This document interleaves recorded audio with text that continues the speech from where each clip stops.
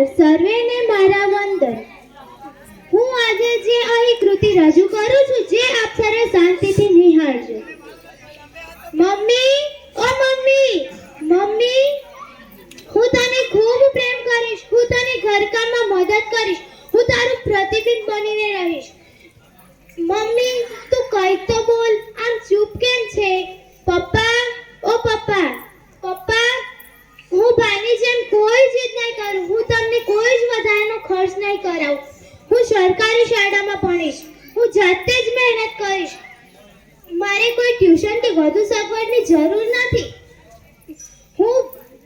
મારે કોઈ ટ્યુશન કે વધુ સગવડની જરૂર નથી. તમે ચિંતા ન કરશો. હું તમને કોઈ જ ટેન્શન નહીં આપું. હું તમારી લાડકી દીકરી થઈને રહીશ. તમે જ્યારે ઓફિસથી ઘરે આવશો ત્યારે હસતા મોંએ પાણીનો ગ્લાસ આપીશ. તમારા માટે સરસ સરસ રોટલીઓ બનાવતા શીખીશ. સાચે જ પપ્પા, હું ભાઈની જેમ કોઈ જીદ નહીં કરું. પરંતુ તમે કંઈક તો બોલો. દાદીમા, ઓ દાદીમા, મને ખબર છે તમારે દીકરો જોઈતો હતો, કુળદીપક. પરંતુ હું તમારા કુળનું નામ રોશન કરીશ. હું તમારી ખૂબ સેવા કરીશ. હું તમારા દરરોજે રાત્રે પગ દબાવી આપીશ. તમે પણ એક સ્ત્રી છો અને મારી મમ્મી પણ એક સ્ત્રી છે, તો પછી મારી સાથે આટલો બધો ભેદભાવ કેમ? દાદાજી, ઓ દાદાજી, તમે તો ઘરના વડીલ છો. તમે તો આ લોકોને કંઈક સમજાવો. તમે તો આ લોકોને કંઈક કહો.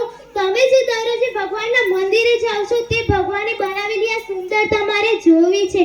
મારે પણ મારી માના ખોળામાં આરોટવું છે. પપ્પાની પાંગડી પકડીને પાપા પગલે ચાલવું છે.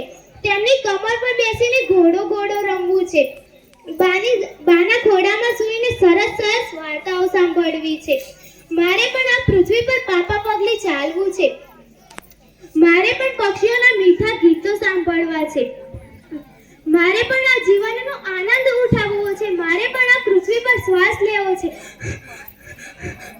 મમ્મી બચાવ, પપ્પા બચાવ, બા દાદા બચાવ. મારે પણ આ જીવનનો આનંદ ઉઠાવવો